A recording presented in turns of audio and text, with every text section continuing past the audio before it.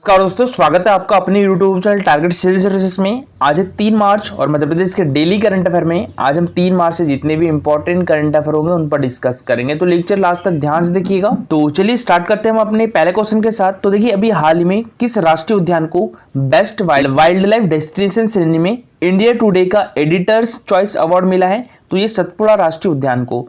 तो इसका आंसर हो जाएगा ऑप्शन नंबर ए। ठीक है, अभी हाल ही में सतपुड़ा राष्ट्रीय उद्यान को बेस्ट वाइल्ड लाइफ डेस्टिनेशन श्रेणी में इंडिया टुडे का एडिटर्स चॉइस अवार्ड मिला है। और बात करें हम यहाँ पर सतपुड़ा राष्ट्रीय उद्यान की, तो देखिए ये हमारे मध्य प्रदेश के किस जिले में है? नर्मदापुरम में है। इसकी स्थापना कब की गई थी? ये 1981 में की गई थी। ठीक है, और इसे प्रोजेक्ट टाइगर में कब शामिल किया गया था? तो ये 1999 में इसे प्रोजेक्ट टाइगर में शामिल किया गया था। अच्छा देखिए, यूनेस्को द्वारा विश्व धरोहर स्थल की अस्थायी सूची में सतपुड़ा राष्ट्रीय उद्यान को कब शामिल किया गया था? ये 2021 में शामिल किया गया था। ठीक है, यूनेस्को द्वारा विश्व धरोहर स्थल की अस्थायी सूची में हमारे मध्य प्रदेश के 2 स्थल को, एक तो लंबेटा घाट जो कि जबलपुर में है और एक सतपुड़ा राष्ट्रीय उद्यान, इन दोनों को अस्थायी सूची में शामिल किया गया था। सतपुड़ा राष्ट्रीय उद्यान के बीचों बीच कौन सी नदी प्रवाहित होती है? तो देनवा नदी प्रवाहित होती है और इसमें सर्वाधिक कृष्णमृग एवं गौर पशु पाया जाता है और यह पचमढ़ी बायोस्फीयर रिजर्व में शामिल है। तो सतपुड़ा राष्ट्रीय उद्यान पचमढ़ी बायोस्फीयर रिजर्व में शामिल है और अभी हाल ही में महुआ का जो वृक्ष चर्चा में रहा था तो ये इसी राष्ट्रीय उद्यान का भाग है। अब बात करें हम यहाँ पर कूनो राष्ट्रीय उद्यान की। ठीक है, कूनो राष्ट्रीय उद्यान हमारे मध्य प्रदेश के श्योपुर डिस्ट्रिक्ट में है। याद रखिएगा, श्योपुरी और श्योपुर अलग अलग है। तो कूनो राष्ट्रीय उद्यान जो है हमारे मध्य प्रदेश के श्योपुर डिस्ट्रिक्ट में है। ये अभी कूनो राष्ट्रीय उद्यान क्यों चर्चा में है? तो यहाँ पर 17 सितंबर 2022 को नामीबिया से 8 चीते लाए गए थे। ठीक है, नामीबिया से 8 चीते लाए गए थे और अभी हाल ही में 18 फरवरी को साउथ अफ्रीका से कितने चीते लाए गए हैं? तो 12 चीते लाए गए हैं। हमारे देश में प्रोजेक्ट चीता की शुरुआत किस राष्ट्रीय उद्यान से की गई थी? तो ये भी कूनो राष्ट्रीय उद्यान से की गई थी। कब की गई थी? 17 सितंबर 2022 को की गई थी। ये मोस्ट इंपॉर्टेंट पॉइंट है, याद रखिएगा। कूनो राष्ट्रीय उद्यान को राष्ट्रीय उद्यान का दर्जा कब प्राप्त हुआ था? तो ये 2018 में प्राप्त हुआ था। ठीक है, और यहाँ पर कौन सी नदी प्रवाहित होती है? तो यहाँ पर कूनो नदी प्रवाहित होती है। देखिए, बात करें हम यहाँ पर माधव राष्ट्रीय उद्यान की, तो ये हमारे मध्य प्रदेश के शिवपुरी डिस्ट्रिक्ट में है। ठीक है, माधव राष्ट्रीय उद्यान शिवपुरी डिस्ट्रिक्ट में है और कूनो राष्ट्रीय उद्यान कहाँ पर है? श्योपुर डिस्ट्रिक्ट में है।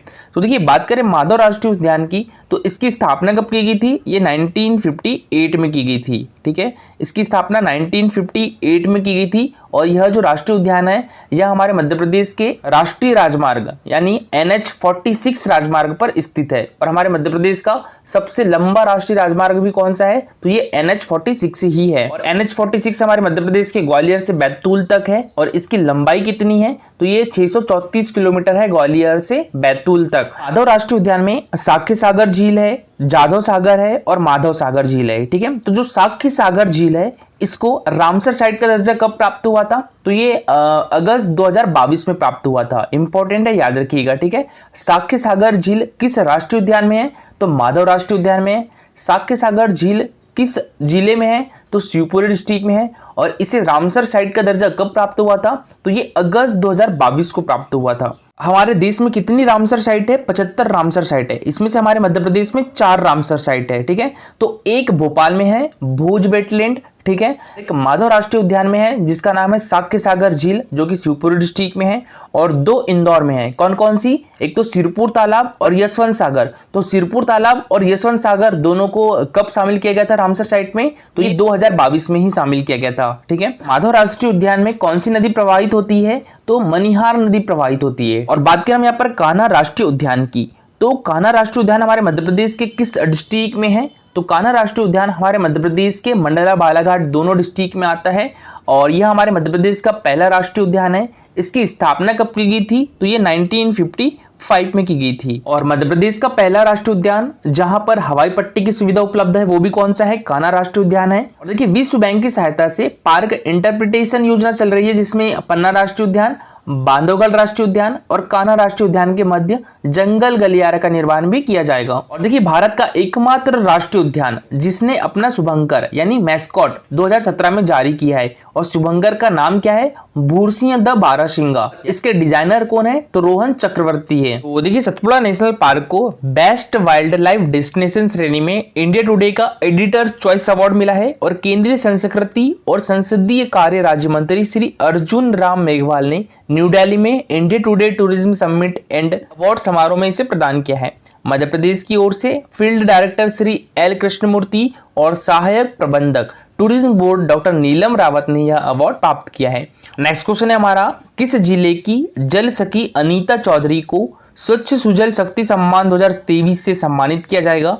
तो ये है छिंदवाड़ा जिले की। तो इसका आंसर हो जाएगा ऑप्शन नंबर सी। ठीक है, छिंदवाड़ा जिले की सखी अनीता चौधरी को स्वच्छ सुजल शक्ति सम्मान 2023 से सम्मानित किया जाएगा। और ये है दोस्तों अनीता चौधरी जी। ये हमारे देश में अभी 4 मार्च से अंतर्राष्ट्रीय महिला सप्ताह दिवस मनाया जा रहा है। तो इसी में अनीता चौधरी जी को हमारे देश की राष्ट्रपति द्रौपदी मुर्मू जी के द्वारा स्वच्छ सुजल शक्ति सम्मान 2023 से सम्मानित किया जाएगा। तो देखिए श्रीमती अनीता चौधरी दिल्ली में महामहिम राष्ट्रपति श्रीमती द्रौपदी मुर्मू के द्वारा होगी सम्मानित। और अनीता जी को यह पुरस्कार जल जीवन मिशन के लिए किए जा रहे उत्कृष्ट प्रदर्शन और अनुकरणीय योगदान के लिए दिया जा रहा है। केंद्रीय जल शक्ति मंत्रालय के द्वारा स्वच्छ सुजल शक्ति सम्मान के तहत 4 मार्च से अंतर्राष्ट्रीय महिला दिवस सप्ताह मनाया जाएगा। इस दौरान राष्ट्रपति श्रीमती द्रौपदी मुर्मू जल जीवन मिशन में उत्कृष्ट योगदान देने वाली महिलाओं को स्वच्छ सुजल शक्ति सम्मान 2023 से सम्मानित भी करेगी। इस वर्ष उत्तराखंड की 2 महिला सरपंचों और मध्य प्रदेश की एक जल सखी का चयन स्वच्छ सुजल शक्ति सम्मान 2023 के लिए हुआ है। उत्तराखंड के बागेश्वर जिले की कविता देवी तथा देहरादून जिले की निकिता चौहान के अलावा हमारे मध्य प्रदेश की जल सखी अनीता चौधरी को स्वच्छ सुजल शक्ति सम्मान 2023 से सम्मानित किया जाएगा। जल संरक्षण और उसके सदुपयोग का संदेश देकर महिलाओं को जागरूक करने वाली हमारे मध्य प्रदेश के छिंदवाड़ा जिले की गढ़मऊ निवासी अनीता चौधरी जी को यह पुरस्कार जल जीवन मिशन में किए जा रहे अनुकरणीय प्रदर्शन और उत्कृष्ट योगदान के लिए दिया जा रहा है। अच्छा, जल सखी किसे कहते हैं? तो जल जीवन मिशन के तहत ग्रामीण इलाकों में जल समितियां ग्राम जल आपूर्ति प्रणालियों की योजना क्रियान्वयन, प्रबंधन, संचालन और रखरखाव करती है। और इन समितियों में 10 से 15 सदस्य होते हैं, जिनमें कम से कम 50% महिला सदस्य एवं स्व सहायता समूह के अन्य सदस्य, मान्यता प्राप्त सामाजिक और स्वास्थ्य कार्यकर्ता, आंगनवाड़ी शिक्षक आदि शामिल होते हैं। और समितियों में शामिल इन महिलाओं को ही जल सखी कहते हैं। अच्छा, जल जीवन मिशन क्या है? तो पीएम नरेंद्र मोदी की पहल पर जल शक्ति मंत्रालय ने सभी ग्रामीण नागरिकों तथा पानी उपलब्ध करवाने के उद्देश्य से 15 अगस्त 2019 को जल जीवन मिशन की शुरुआत की थी। और इस योजना के तहत केंद्र सरकार ग्रामीण क्षेत्रों में पानी के लिए स्वच्छ जल की सुविधा घर घर में उपलब्ध करवाती है। और इस योजना को राज्य के साथ साझेदारी में क्रियान्वित भी किया जा रहा है। इस मिशन का लक्ष्य 2024 तक प्रत्येक ग्रामीण परिवार को नल से जल कनेक्शन देना है। इस क्वेश्चन है हमारा, 2 से 5 मार्च तक गड़ाकोटा रहस्य लोकोत्सव का आयोजन कहाँ किया जा रहा है? तो ये सागर में किया जा रहा है। तो इसका आंसर हो जाएगा ऑप्शन नंबर सी। ठीक है, अभी हाल ही में 2 मार्च से लेकर 5 मार्च तक गड़ाकोटा रहस्य लोकोत्सव का आयोजन सागर में किया जा रहा है। गड़ाकोटा रहस्य लोकोत्सव बुंदेलखंड कला स्मृति का समागम है और महाराजा मर्दन सिंह जूदेव के 218वें राज्यारोहण स्मृति में प्रतिवर्ष की भांति इस वर्ष भी 2 से 5 मार्च तक सागर जिले में गड़ाकोटा तहसील मुख्यालय पर किया जाएगा। 3 दिवसीय लोकोत्सव का शुभारंभ 2 मार्च को किया गया। दूसरे दिन यानी 3 मार्च को किसान सम्मेलन का आयोजन किया जाएगा। 4 मार्च को जनजातीय गौरव सम्मेलन का आयोजन किया जाएगा और 5 मार्च को लाडली बहना योजना का शुभारंभ होगा। इस क्वेश्चन है हमारा, अभी हाल ही में किस जिले के भाजपा सांसद सुधीर गुप्ता को प्राइम पॉइंट फाउंडेशन ने सांसद रत्न पुरस्कार 2023 के लिए चुना है? तो ये है मंदसौर के। तो इसका आंसर हो जाएगा ऑप्शन नंबर डी। अभी हाल ही में मंदसौर जिले के भाजपा सांसद सुधीर गुप्ता को प्राइम पॉइंट फाउंडेशन ने सांसद रत्न पुरस्कार 2023 के लिए चुना है। और देखिए हमारे मध्य प्रदेश में डिस्ट्रिक्ट कितने हैं? तो 52 है। हमारे मध्य प्रदेश में लोकसभा सीटों की संख्या कितनी है? तो 29 है। ठीक है, हमारे मध्य प्रदेश में लोकसभा सीटों की संख्या कितनी है? तो ये 29 है। इसमें 6 सीट अनुसूचित जनजाति के लिए आरक्षित है और 4 सीट अनुसूचित जाति के लिए आरक्षित है। हमारे मध्य प्रदेश में विधानसभा सीटों की संख्या कितनी है? 230 है। ठीक है, इसमें से अनुसूचित जनजाति के लिए कितनी आरक्षित है? तो 47 है, और अनुसूचित जाति के लिए कितनी आरक्षित है, तो 35 है। हमारे मध्य प्रदेश में राज्यसभा सीटों की संख्या कितनी है, तो ये 11 है। तो देखिए, प्राइम पॉइंट फाउंडेशन ने 13 सांसद की सांसद रत्न पुरस्कार 2023 के लिए चुना है, और इनमें मंदसौर क्षेत्र के भाजपा सांसद सुधीर गुप्ता को भी शामिल किया गया है। सांसद सुधीर गुप्ता को 17वीं लोकसभा की शुरुआत से शीतकालीन सत्र 2022 के अंत तक प्रश्नों, निजी सदस्यों के बिल और सदस्यों की बहस में संचयी प्रदर्शन के आधार पर इस पुरस्कार से सम्मानित किया जाएगा। इससे पूर्व भी सांसद सुधीर गुप्ता को 4 बार अपने उत्कृष्ट प्रदर्शन को लेकर संसद रत्न अवार्ड से सम्मानित हो चुके हैं। और देखिए, कल का हमारा क्वेश्चन था, चाइल्ड बजट पेश करने वाला देश का पहला राज्य कौन सा है, मध्य प्रदेश है। तो इसका आंसर हो जाएगा ऑप्शन नंबर ए। ठीक है, चाइल्ड बजट पेश करने वाला देश का पहला राज्य मध्य प्रदेश है।